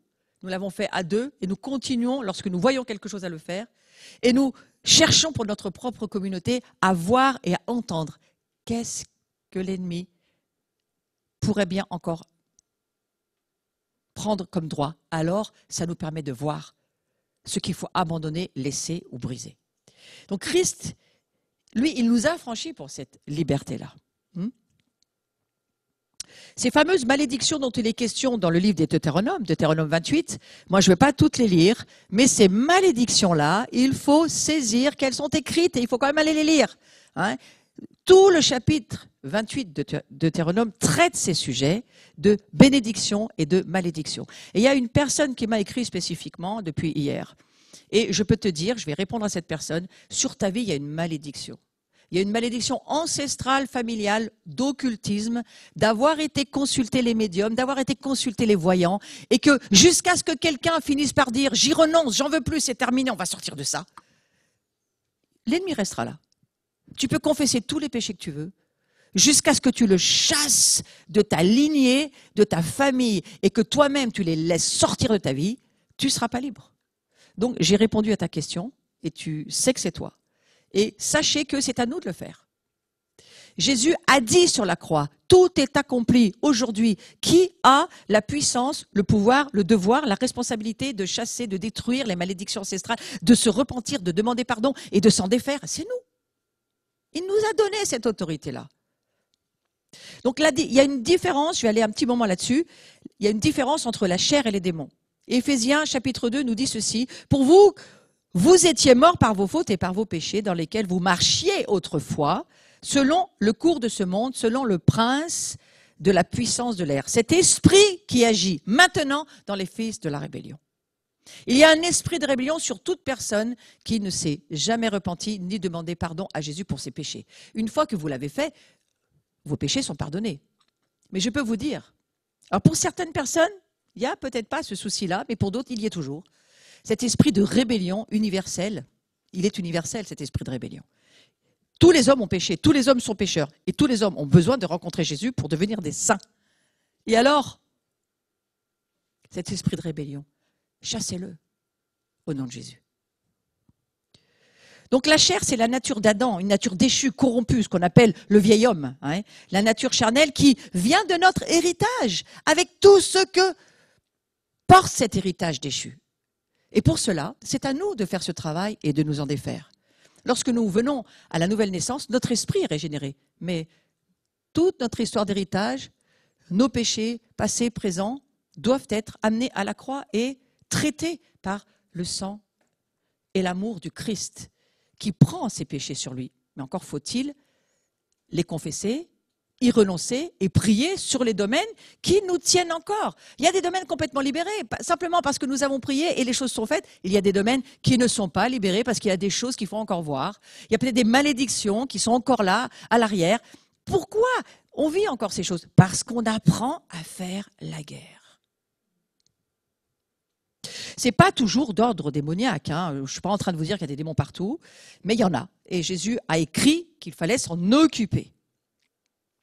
Donc le remède, je le redis, pour vaincre la chair, crucifiez votre chair. Considérez-vous comme mort. Renoncez. Renoncez à trop manger. Renoncez à boire si vous buviez.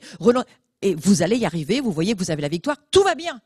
Mais si une fois que vous avez prié, confessé votre péché, cherchez vraiment à marcher dans la sainteté, et puis ça ne marche pas, ça ne fonctionne pas. Moi, il y a beaucoup de domaines dans ma vie qui n'ont pas fonctionné. Et j'ai béni Dieu pour ça, parce que ça m'a appris une chose, à me battre contre ces puissances invisibles, cruelles, qui vous font pécher et qui ensuite vous condamnent. Et à partir de là, il faut comprendre son ennemi. Donc les domaines d'addiction en font partir. Alors bien sûr, après, il faut être déterminé pour sortir. C'est là où on crucifie la chair, hein, pour sortir d'un problème, changer une habitude. Ça demande une souffrance, bien souvent. Et vous pouvez y arriver. Galate nous dit ceci, je suis crucifié avec Christ. Vous voyez, c'est très clair, je suis crucifié avec Christ. C'est plus moi qui vis, c'est Christ qui vit en moi. Ma vie présente dans la chair, je la vis dans la foi au Fils de Dieu, qui m'a aimé et qui s'est livré lui-même pour moi. Ici, on a vraiment une explication pour le monde charnel, crucifixion. Mais pour le remède contre les démons. Le remède contre les démons, on a jeûné, on a prié, on a lutté, on a fait tout ce qu'on pouvait, on a crucifié la chair, on a essayé. Ça ne marche pas, on a toujours ce problème. Frères et sœurs, commencez à penser qu'il y a peut-être une histoire de démonologie derrière et qu'il va peut-être falloir là maintenant aller sur cette prière de la délivrance pour vous. Ça peut être pour beaucoup de domaines, hein, beaucoup de domaines de péché. Mais n'appelez pas un péché un problème. Ne me dites pas j'ai des problèmes. Dites à Dieu j'ai des péchés et il faut que tu m'aides à m'en sortir. Parce qu'on ne peut pas être délivré d'un problème. Mais un péché, oui, certainement. Donc, le vrai remède, c'est de les expulser. Il nous faut expulser ces démons. Et expulsion, ça fait penser à une naissance. Hein. Il faut que ça sorte de vous. C'est pour ça que parfois, je vous dis, mais toussez-les dehors. Forcez-vous. Faites vous-même un acte de foi de les laisser sortir parce que ça aide une vie. Le croyant qui essaye de crucifier les désirs provoqués par les démons vivra un combat. Vous savez dans quoi ça va vous amener? Et c'est l'histoire de l'Église. Beaucoup d'entre nous, pendant des années, moi j'ai lutté contre de la déception. Ça ne fonctionnait pas l'Évangile. Jusqu'à ce que je comprenne. Celui qui connaît Christ, il n'est jamais déçu. Simplement, il faut comprendre la stratégie et comprendre le combat. Donc, ne donnez pas accès au diable. Ne laissez pas le diable avoir un accès. Pour vous qui êtes entrés à l'école du Christ. Ah oui, nous sommes dans une école. Nous sommes dans une école de guérison, une école de délivrance, une école de formation de disciples. La vie est une école. La loi, c'est un pédagogue qui nous amène à voir qu'on est pécheur. Et ensuite, la Bible, c'est tout le manuel pour apprendre à ne plus pécher. Alors, je vais aller sur la détection des démons rapidement, parce qu'ensuite, je voudrais prier. Très simple pour comprendre. Le discernement est surnaturel. Vous discernez par le Saint-Esprit. C'est le don du Saint-Esprit, c'est la capacité de discerner les choses spirituelles bonnes et mauvaises, mais c'est un discernement surnaturel. Alors que le terme détection, ça vient du mot détective, découvrir. Et parfois, c'est simplement parce que moi, j'ai beaucoup pratiqué la détection sur ma vie en réfléchissant à ce qu'on me disait sur mon passé, sur ce que mes ancêtres ont fait, sur ce qui s'est passé dans ma famille.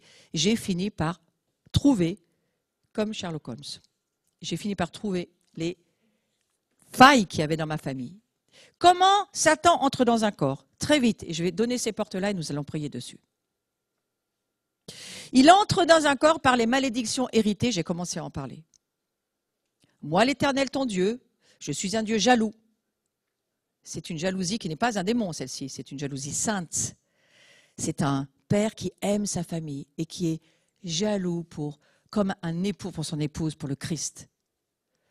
Et qui punit la faute des pères sur les fils jusqu'à la 3e et la 4e génération. Le péché est collectif.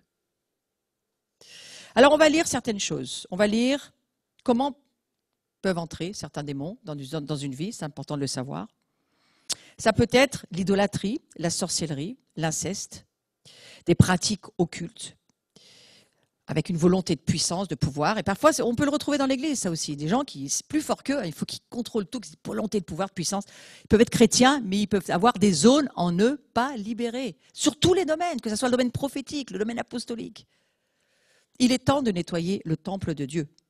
La magie, la divination, le spiritisme, l'adultère, la fornication, les naissances illégitimes, la bestialité, d'autres transgressions comme avoir fait partie d'une secte, avoir participé à des sacrifices de sang ou encore avoir pratiqué, participé à des avortements. Ce sont des exemples, il y en a beaucoup d'autres. À moins que ces malédictions ne soient brisées en les annulant par la demande et par la repentance, les droits seront toujours là. Et vous savez, une malédiction, ça ne fait pas qu'être brisé, il faut aussi chasser les démons qui sont derrière. Alors nous avons responsabilité de chasser les esprits attachés aux malédictions ancestrales, familiales, générationnelles, qui ont été pratiquées dans nos familles. Et Dieu vient le faire pour nous, parce qu'il désire que ta vie soit un temple pour lui. Lorsqu'il existe des péchés non résolus dans l'arrière-plan familial, attention, ils ont des droits légaux de rester. C'est à nous de mettre la copie de notre vie au propre. Nous devons penser à nos propres péchés, bien sûr. Là, je ne vais pas revenir dessus. L'ignorance. Nul n'est censé ignorer la Torah, la loi, la parole de Dieu. Le manque de pardon, j'y reviens pas, c'est très important. Vous ne pardonnez pas, ne cherchez même pas à être délivré, ça ne sert à rien. Votre vie est laissée dans les mains des bourreaux. C'est Luc qui nous en parle. Votre propre justice, qui est souillure aux yeux de Dieu, votre propre justice n'intéresse personne. La justice de Dieu, c'est lui qui l'accorde. Il a déjà dit ce qu'il en pensait en envoyant Jésus. Grâce et grâce et grâce pour tout homme qui croit en Jésus et qui se repent de ses péchés. La désobéissance est une porte lourde. Et évidemment, l'erreur, volontaire ou pas, mais ça aussi, parfois, ça amène des portes à l'ennemi. Et je ne vais pas parler de tout le domaine du rejet, de la peur du rejet, rejet de soi, toutes les peurs en tout genre, toutes ces conséquences qui font que, alors que nous n'avons pas vraiment encore la totale présence de Dieu, bien entendu, il y a aussi tout notre arrière-plan qui remonte dans notre vie. Vous allez me dire, ah bon, mais tout ça, c'est à chacun d'y travailler. La Bible nous dit résister au diable. Elle ne nous dit pas restez assis, adorez Dieu, faites plus rien. Attendez que je revienne. Non, elle dit résistez au diable et il fuira loin de vous. Résistez-lui. Donc nous sommes appelés à résister dans cette période de temps qui est notre vie sur la terre. Résister au diable. Nous résistons en pensant la parole de Dieu, en parlant, en vivant, en pratiquant la parole de Dieu. Par quoi rentrent encore les démons? Par les crises émotionnelles, les circonstances de la vie. Vous avez eu un choc accidentel, émotionnel, un traumatisme. Les démons rentrent par là. Nous, dans notre communauté, on a appris à prier dès qu'on a des chocs qui surviennent, quels qu'ils soient. Il faut prier tout de suite, il faut protéger la personne, l'enfant, l'adulte, et faire que l'ennemi ne rentre pas dans nos vies. Vous savez, c'est un peu comme un match de foot. Ne lui permettez pas de marquer un but. On est quand même encore champion du monde, non? Ainsi, les démons tirent avantage des temps de crise. Et vous voyez, le temps de crise que nous traversons, c'est un test pour le peuple de Dieu. Vous allez passer la crise avec la puissance de Dieu et la force de Dieu et le discernement. Et vous allez gagner ou vous allez laisser Satan gagner au travers de ses peurs, de ses anxiétés, de ses inquiétudes et de commencer à parler son langage. Les chocs physiques et les chocs émotionnels, j'en ai parlé. Toute notre vie durant notre enfance, notre adolescence, réfléchissez-y. Tous ces temps compliqués parfois, on t'a été peut-être humilié, on t'a insulté, l'enseignant t'a mis dans un coin. Moi, j'ai des personnes qui me racontent leur vie. Je me rends compte bien souvent que c'est beaucoup des traumatismes du passé. C'est des chocs du passé. Ce sont des offenses, des blessures, des trahisons, des rejets. Un père, une mère qui ne t'aiment pas, un rejet. On ne t'a jamais écouté dans ta vie. Tu as fini par fréquenter cet esprit-là, qui finalement s'exprime au travers de ta façon de parler. Une pression émotionnelle soutenue. Alors vous voyez là, dans ce confinement-là, on a bien ça, et dans le déconfinement encore plus. Une pression émotionnelle. Chaque fois qu'il faut sortir dehors, il y a une pression qui se met sur nous. Tu vas l'attraper, tu ne vas pas l'attraper. Alors c'est bien souvent par les paroles, tout ce qu'on entend, hein, au travers de ce que nos pères, mères, enseignants, figures d'autorité nous ont raconté. Tout ce monde-là, il est là. Une pression continuelle verbale, reproche, critique, tu n'y arriveras jamais, tu ne pourras jamais. Ce n'est pas pour toi ça, c'est pour les autres. Là, je peux dire que l'esprit de rejet, il sera bien là. Hein. Mais il faut le mettre dehors. Je vous redis, ils ne sont pas censés vivre chez vous. Les pensées, les paroles mauvaises, les dépendances, les addictions de toutes sortes, je ne vais pas aller dessus, il y en a trop. C'est à chacun de considérer sa vie. L'engagement occulte, les maladies générationnelles. Si tu as été consulté un médium, détruis ce lien. Chasse l'esprit de médium qui est dans ta vie. Décide que plus jamais tu vas lui laisser un accès parce que c'est toi qui es l'autorité dans ta maison. Et c'est ça qu'on va prier ensemble. Je vais finir avec ce verset qui dit « La puissance de renverser la malédiction de la loi se trouve dans la croix. » Tout le livre des Galates nous en parle. La puissance de renverser la malédiction de la loi. Parce que si nous devions obéir à la loi, aucun de nous va y arriver. Donc Jésus, il nous a justifiés en vivant, en accomplissant pour nous la loi. Mais maintenant, il faut y obéir. Avec la puissance du Saint-Esprit, notre travail, c'est de nous aligner à ce que la Bible nous dit par la puissance du Saint-Esprit. Et Galates, on va finir avec cela, nous dit ceci. Christ nous a rachetés de la malédiction de la loi. Nous sommes rachetés de toutes les formes de malédiction. Mais nous avons besoin de voir s'il y en a encore qui fonctionnent dans notre vie et nous en occuper au nom de Jésus. Il a été maudit pour nous, pour que nous ne soyons plus maudits. Maudit soit celui qui est pendu au bois, c'est Jésus qui a été maudit pour nous. Mon frère, ma sœur, aujourd'hui, tu n'as plus besoin d'être maudit. Tu as juste besoin d'attraper la bénédiction. Et la bénédiction, c'est de chasser les voleurs du temple qui habitent ta maison, s'il y en a. Si vous voulez bien, on va prendre une prière ensemble, on va la lire ensemble. C'est une prière qui aide parce qu'elle va nous permettre ensuite d'aller sur la délivrance à proprement parler. Une prière de délivrance. Et je vous dis encore, si 2 d'entre vous s'accordent sur la terre, on est beaucoup plus que 2 ce matin, pour demander une chose quelconque, elle leur sera accordée par mon Père qui est dans les cieux. Donc Dieu nous a déjà accordé la liberté. Mais c'est à nous de nous abaisser, de nous humilier, de demander à Dieu de nous rejoindre et de reconnaître que nous avons, nous et nos pères, beaucoup péché. Néhémie, Esdras, combien dans la Bible se sont mis à genoux pour non seulement leurs péchés à eux, mais les péchés de leur famille. Et pour dire à Dieu, nous te demandons pardon parce que nous et nos pères, nous avons péché. Alors on va affirmer ensemble, on va lire à haute voix. Je vous propose de lire à haute voix, hein, là où vous êtes. Là où vous êtes au travail, ça va être un peu compliqué. Il y en a qui m'écoutent au travail, je le sais. Mais si vous êtes à la maison, alors je vous propose vraiment de lire cette prière à haute voix. Seigneur Jésus, je crois que tu es le Fils de Dieu et le seul chemin vers Dieu. Que tu es mort sur la croix pour mes péchés. Que tu es ressuscité pour que je sois pardonné et que je reçoive la vie éternelle. Et si tu l'as jamais fait cette prière et que tu viens de la faire, Jésus vient, il entre dans ta vie. Et il fait de ta vie son temple. Commence à le croire par la foi. Il prend tes péchés, les péchés que tu lui amènes. On va s'humilier ensemble, parce que c'est important de le faire. Et on va dire tous ensemble à haute voix. Je renonce à tout orgueil, à toute suffisance religieuse, à toute dignité qui ne vient pas de toi. Je n'ai accès à ta grâce que parce que tu es mort à ma place. Et nous l'avons prié tous ensemble, cette parole. Nous allons confesser tout péché connu. Je confesse tous mes péchés devant toi. Je ne cache rien et je confesse particulièrement. Prenons un moment. Alors que l'Esprit Saint est avec toi, dans ta maison, dans ton cœur, laisse-le te rappeler. Ouais, ce péché-là, j'en veux plus, j'y renonce. Je te le confesse, Seigneur, je veux plus me sentir toujours dans l'apitoiement, me sentir toujours comme une victime. Je veux plus râler tout le temps, je veux plus être rebelle. Je veux arriver à trouver une paix avec toi. Priez Dieu, priez ce que l'Esprit Saint met dans votre cœur.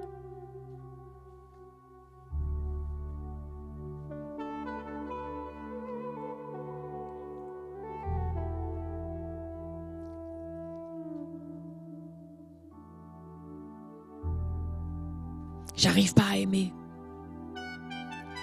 J'ai du mal à aimer ce qui n'est pas comme moi. Eh bien, confesse ce péché.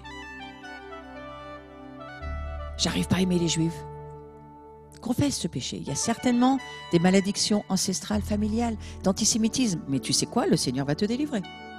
Il est venu pour ça.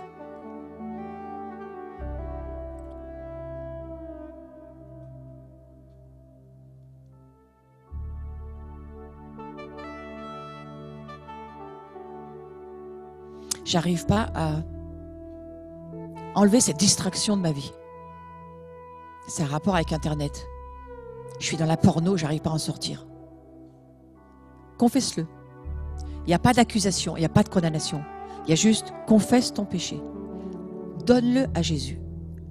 Dis-lui, ça, j'en veux plus, ça me déprécie. C'est pas possible pour un temple de faire ça. Et Jésus va t'aider. Cet esprit-là, une fois qu'il est nommé, il est obligé de s'en aller. Mais Jésus a juste besoin que tu reconnaisses cela. Vous savez, Bartimée, il a crié à Jésus.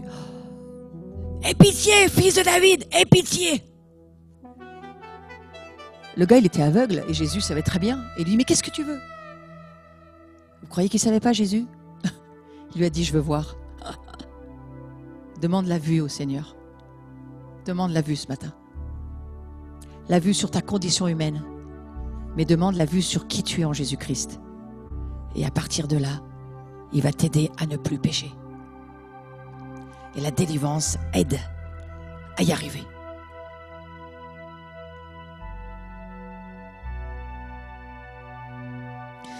Prions ensemble. Le numéro 4. Je me repens de tous mes péchés. La masturbation, ça fait, excusez-moi, mais j'entends ça, ça fait partie. Hein. Ne te déprécie pas, ne te sens pas condamné. La culpabilité vient du diable, je vous redis. J'ai des personnes qui m'ont écrit, je me sens coupable. Mais ça, c'est le diable qui fait que tu te crois coupable. Tu n'es plus coupable à partir du moment où tu crois que le Saint-Esprit te convainc de pécher. La conviction de pécher, c'est différent. C'est oui, il te convainc que tu pêches. Mais il n'y a plus aucune condamnation sur celui qui est en Jésus-Christ. Ça veut dire que Jésus vient pour nous délivrer de tous nos péchés et il vient le faire pour nous. Donc ne nous laissons pas être condamnés ni culpabilisés. Comprenons, il meurt pour qu'on soit libre. Et ça serait tellement dommage de ne pas comprendre cela. Qu'il souffre pour toi pour que tu ne te sentes plus jamais coupable. Certains vous dites, je suis un mauvais père, je suis une mauvaise mère, je n'ai pas élevé mes enfants comme il faut. Cesse de laisser cette condamnation sur toi, mais dis à Jésus, trouve une stratégie pour que je me ramène, je me rapproche de mes enfants et que je retrouve une relation familiale.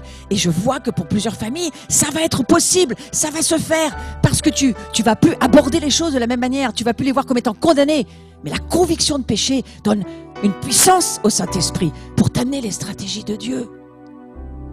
Où la condamnation ne t'enfermera plus ni dans le rejet ni dans l'orgueil, mais elle t'amènera à ouvrir ton cœur à ceux que tu veux aimer.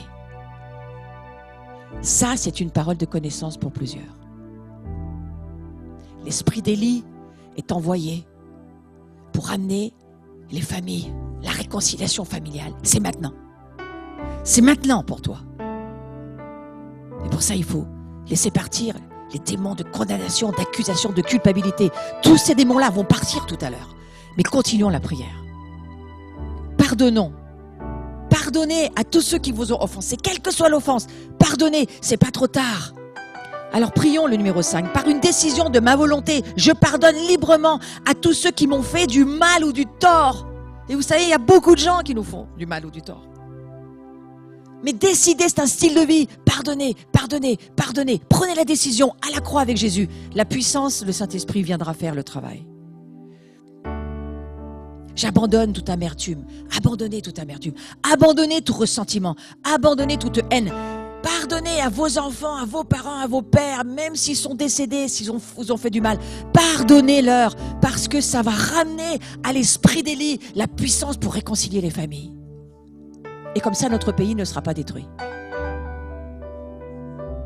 Rompons avec l'occultisme.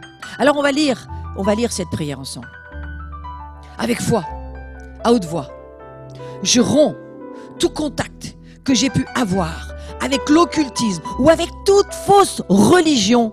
Et en particulier, si vous avez pratiqué quelque chose qui vous revient, judo, yoga, je ne sais quoi, je ne sais quelle secte, scientologie, n'importe quoi, spiritisme, nommez-le, parce que Satan perd ses droits quand vous nommez ces œuvres comme étant des œuvres des ténèbres.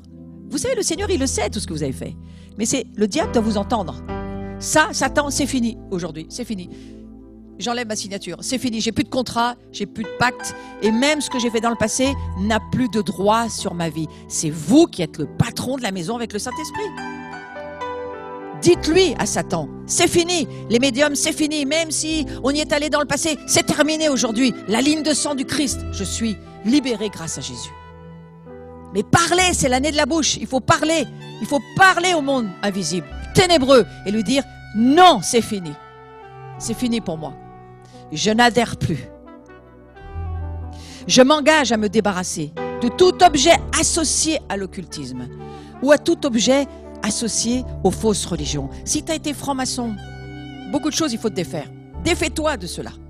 Si tu as été dans des mondes où il y a des objets qui ont du pouvoir, certains objets même, vous savez, dans les pratiques des arts martiaux, il faut jeter les cannes, les costumes, parce qu'ils sont habités par des puissances. Et ça sera un combat pour le faire. Mais avec Jésus, tout est possible. Décidez juste de le faire. C'est pas maintenant que vous allez le faire, mais décidez que le Saint-Esprit va vous aider à le faire. C'est dans la première église, ils amenaient leurs livres sacrés, leurs choses qui étaient consacrées à des démons. Ils amenaient les masques, ils amenaient tout ce qu'ils avaient. Des objets de valeur, ils amenaient, afin que le Seigneur les passe par le feu, c'était détruit. C'est toujours la même histoire. Préparez-vous à être libérés de toute malédiction sur votre vie. Alors lisons ces paroles ensemble. Seigneur Jésus, numéro 7, je te remercie parce qu'à la croix, tu t'es fait malédiction pour moi, afin que je sois racheté de toute malédiction et que je puisse hériter de la bénédiction de Dieu. On a droit à l'héritage, frères et sœurs, mais on ne peut pas à la fois hériter de la bénédiction si on est sous la malédiction. Jésus, je redis, Jésus s'est fait malédiction. Tu peux le voir sur la croix. Il sait qu'il donne sa vie pour que Satan n'ait plus aucun droit sur la tienne. C'est pour ça qu'il meurt. Il dit, je paye pour eux. Je consacre mon âme, je donne mon âme, mon esprit, mon âme, mon corps, nu sur la croix. Je méprise la honte pour tous ceux qui ont été méprisés, pour qu'ils puissent sortir libres au travers de ma résurrection.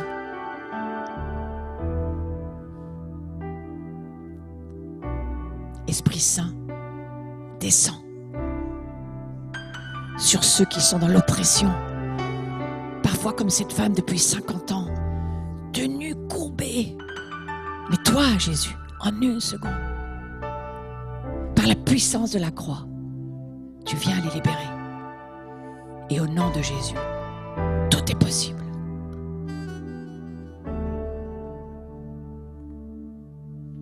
Nous allons prier. Les 3 dernières prières, je vais les faire en priant sur vous. Mais ensuite, gardez cette prière. Si vous avez un téléphone à côté de vous, prenez en photo. Gardez cette prière. Parce que c'est important de continuer à la faire. C'est un style de vie. Je vous laisse 1 seconde pour le faire. Moi, je fonctionne comme ça. Mon téléphone à côté, j'ai besoin de quelque chose, tac. Et Dieu nous aide. Vous la retrouverez sur le YouTube, quoi qu'il en soit, puisqu'elle est mise sur le YouTube en live de Abri-VCF. Vous êtes prêts? Prions. Nous résistons avec Dieu, nous résistons avec toi, Seigneur, contre les démons de Satan. Nous nous soumettons à toi, Seigneur, et nous résistons au diable. C'est ce que nous faisons ce matin. Et maintenant, au nom de Jésus, je m'adresse à tout esprit qui a été nommé ce matin et tous ceux qui, dans les maisons, ont été révélés par le Saint-Esprit. Toi, tu le sais, Seigneur Jésus. Et au nom de Jésus, je chasse tout esprit d'occultisme.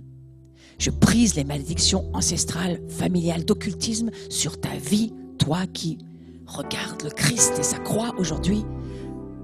Je détruis, je brise les malédictions ancestrales, familiales, d'idolâtrie. Tout ce qui t'a tenu dans l'impureté sexuelle, ça vient de tes ancêtres, ça vient de l'idolâtrie ancestrale. Je te libère au nom de Jésus-Christ. Sois libre et que ces démons quittent ta vie. Les esprits d'adultère, d'impureté, tout ce qui t'amène dans la fornication, la pornographie, tout ce monde incroyable, cruel, qui souille ta vie. Je vous chasse au nom de Jésus. Vous quittez ces âmes, ces corps, ces mains, ces bras au nom de Jésus. Lui, il a souffert pour que nous, on soit libres. Et c'est Jésus qui l'a fait. Sois libre. Et si tu sens tous les dehors, n'hurle pas, mais laisse-les sortir. Ce sont les démons qui hurlent, c'est jamais nous. Parfois, certains veulent hurler parce qu'ils ne veulent pas sortir. Toussez-les, ça vous évite d'hurler. Le monde occulte sort de l'Église. La prophétie, elle est sanctifiée par la parole de Dieu. La famille de Dieu retrouve la sainteté.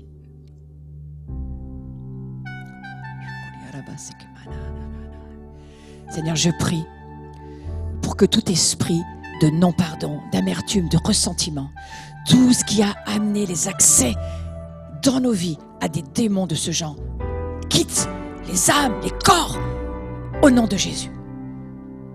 Sortez des corps, sortez des âmes, que la guérison vienne, que les corps bougent, que le réalignement, tout ce qui a été courbé, tordu, iniquité, infirmité, je vous chasse au nom de Jésus.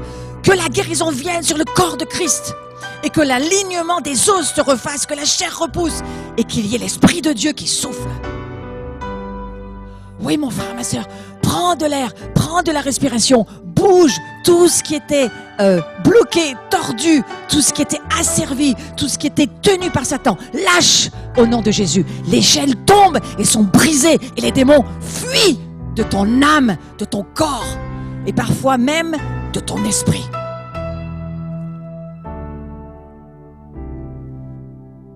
Jésus vient pour t'adopter. Donc tous les esprits de rejet de soi, peur du rejet, tout ce qui nous rejette, tout ce qui nous a rejetés, tout ce qui nous a expulsés, mis hors de la communion du Christ, revenez au nom de Jésus. Il meurt pour que tu reviennes à la maison ce matin. Je détruis ce droit de te condamner. Tu as une voix qui sans arrêt te condamne, t'accuse. Je dis à cette voix, tais-toi au nom de Jésus. Maintenant, sois libre.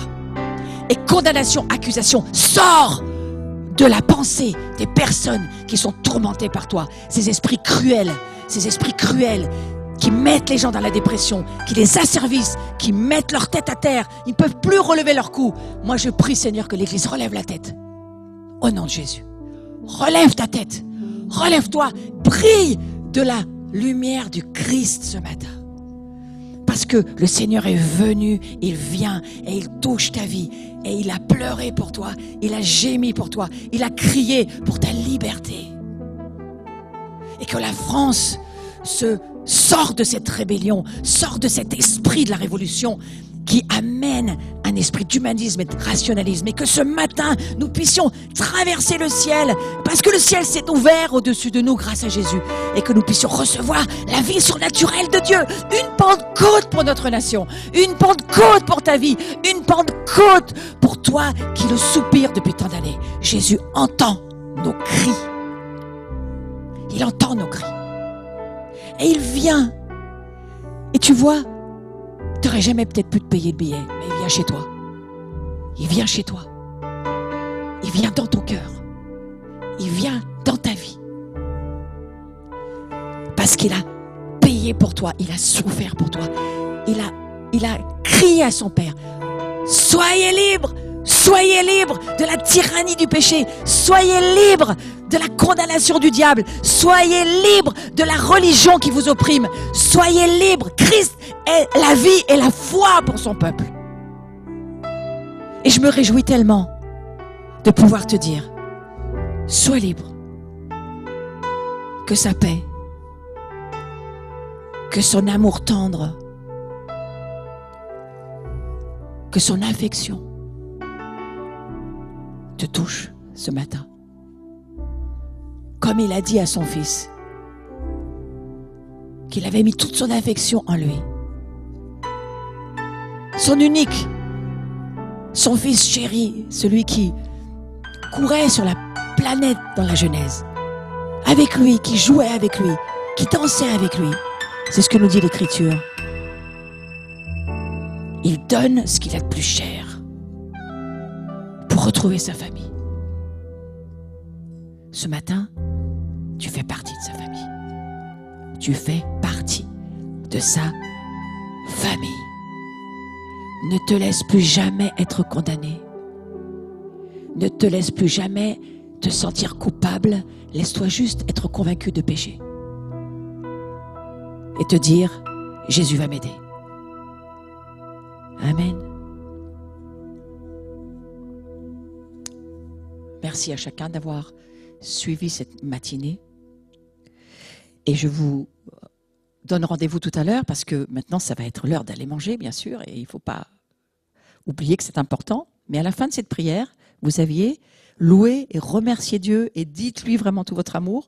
Alors moi, je vous donne rendez-vous tout à l'heure à 14h pour que nous puissions louer le Seigneur, remercier le Seigneur. Une simple et pure expression de notre foi que les démons détestent. Donc avec toute cette matinée qu'on a passée, on va encore donner la migraine aux démons, si vous voulez bien, en adorant Dieu pendant toute cette plage tout à l'heure avec Laurent, Nathan et Clara. Merci que vous allez nous amener à remercier Dieu, louer Dieu, l'inviter encore plus, parce que plus le vase est vide, plus Dieu vient le remplir. Ça, c'est formidable. Donc, à 14h, 4e session avec Carlos Payan sur le Zoom de l'Abri pour ceux qui sont inscrits.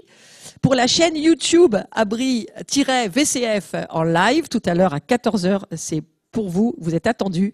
Et puis, vous avez bien entendu aussi le site Paris Tout est possible, parce qu'ils travaillent aussi avec nous. Carlos et Richard sont branchés avec toutes les équipes de prière. Et il y a le Facebook Live de Paris Tout est possible aussi.